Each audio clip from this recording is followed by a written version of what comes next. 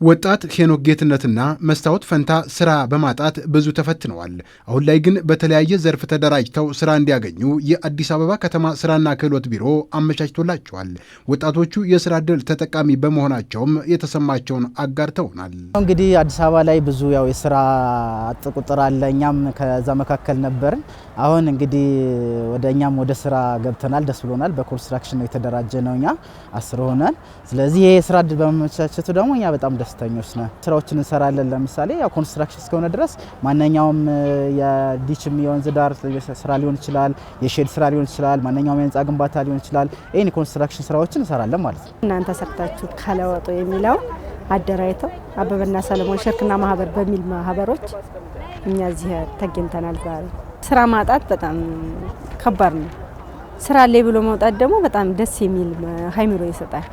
ጠዋት ላይ ሰው ስራ ላይ ብሎ ሲወጣና እኔ ስራ የለኝም እኮ ብሎ ቤት ሲቀመጥ በጣም ይከብዳል። ልዩነት አላቸው እና ለኛ ደስ ይለናል። ዛሬ ወጣቶች የስራ ዕድል ባለቤት መሆናቸው በተነገረበት መርሃ ግብር ላይ የተገኙት የከተማዋ ከንቲባ አዳነች አቤቤ ባስተላለፉት መልእክት የከተማዋ ነዋሪዎችን የስራ ዕድል ተጠቃሚ ያደረጉ የኑሮን ጫና ያቃለሉና ከተማዋን ያዘመኑ ተግባራት እየተከናወኑ መሆኑን አንስተዋል። የዛሬው የአንድ ጀንበር የስራ ዕድል ፈጠራ መርሃ ግብርም ያደረ ጥያቄን ሊፈታ ያለ የዚህ ጥረት አካል መሆኑን አረጋግጠዋል።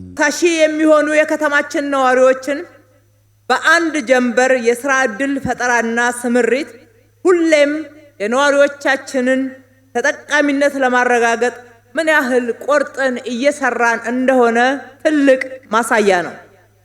በዚሁ መሰረት ከዚህ ቀደም ጥያቄያችሁ ያልተመለሰ ወጣቶችና ሴቶች በኢንተርፕራይዝ በመደራጀት በከተማ ግብርና፣ በማኑፋክቸሪንግ፣ በኮንስትራክሽን፣ በንግድና በአገልግሎት እንዲሁም በሌሎች አዋጭ ዘርፎች ዛሬ ስራ የምትጀምሩ ይሆናል። በከተማዋ ያለውን የስራ አጥ ምጣኔ ለመቀነስና የስራ ስነ ምህዳርን ለማስፋት መልከ ብዙ አስቻይ ጸጋዎች ተለይተዋል። በዚህም የስራ ዕድልን በመፍጠር የተገለጠ ውጤት ማስመዝገብ ተችሏል። ባሳለፍነው ዓመት ብቻ ከ366 ሺህ ዜጎች የስራ ዕድል መፍጠር መቻሉ የዚህ አንዱ ማሳያ ነው።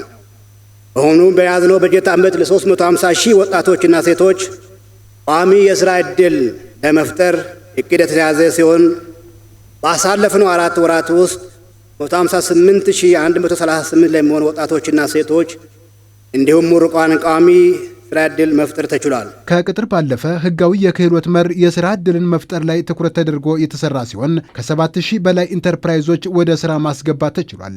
እንደዚህ ያለው ስራም የሚገነባውን ትውልድ ለችግር ሰለባ የተጋለጠ እንዳይሆን አቅም ይፈጥርለታል። በእድገት ተኮር የስራ ዘርፎች ህጋዊ አደረጃጀት በመፍጠር ኢንተርፕራይዞችን በመመስረት ባሳለፍነው 4 ወራት ውስጥ 7591 ኢንተርፕራይዞች በ40,071 አንቀሳቃሽ በማደራጀትና መንግስታዊ ድጋፎችን፣ የብድር፣ የማሽን አቅርቦት፣ የስራ ትስስር እንዲሁም የመስሪያና መሸጫ ቦታዎች ማቅረብ ተችሏል።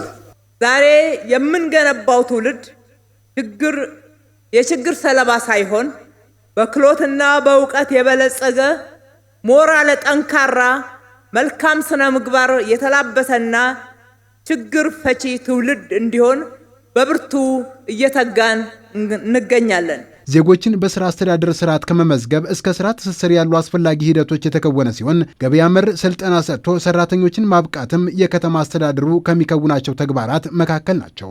የገበያውን ፍላጎት ማዕከል ያደረገ ስልጠናን በመስጠት ቀደም ሲል የነበረውን የሰለጠነ የሰው ኃይል አቅርቦትና የገበያውን ፍላጎት ያለመጣጣም ችግር በመፍታት ነው። በርካታ ነዋሪዎችን በአጭር ጊዜ ስልጠና የብቃት ማረጋገጫ በማግኘት በኢኮኖሚ ውስጥ ተሳታፊነታቸውና ተጠቃሚነታቸው እንዲረጋገጥ በማድረግ ላይም እንገኛለን። በዚህ መንገድ ስልጠናቸውን ወስደው ዛሬ የሥራ ስምሪት የተሰጣቸው ወጣቶች መካከል ያነጋገርናቸውም የሚሉት ባገኘነው ድል ከራስም አልፎ ለሀገር የራስን ጠጠር ለመጣል ማገዝ በሚችልበት ልክ ለመግለጥ ዝግጁ ነን ብለውናል። በኮንስትራክሽን ዙሪያ እንዴት ነው ወደ ስራውን የምንሰራው የሚለው የሙያዊ ስልጠና ራሱን ስራውን በተመለከተ ስልጠናዎችን ወስደናል። እሱ ደግሞ ወደ ስራው ስንገባ እንዳንቸገር የሙያም የምንም ችግር እንዳይኖርብን የተወሰነ ድጋፍ ተደርጎልናል። ስልጠናው በሙያችን መሰረት አድርጎ ስለተሰጠን እሱም ለኛ ጠቅሞናል። አንድ የራሳችን መሰረት ድንጋይ እኛ እናስቀምጣለን ማለት ነው። እኛ ወደፊት የተሻለ ነገር የገባ መረጋጋት ሌሎች ሞዴል ሆነን ደግሞ ሌሎች ደግሞ እንደኛ ሰርቶ የተሻለ ነገር ሰርቶ ለራሳችን ለቤተሰባችን በቤተሰብ አልፎ ደግሞ ለገባ መረጋጋት ለሀገርም ደግሞ ሀገር ውስጥ ደግሞ ወደ ውጭም ደግሞ ለማላክም ጥረት አድርገን እንሰራለን ያስባሉ።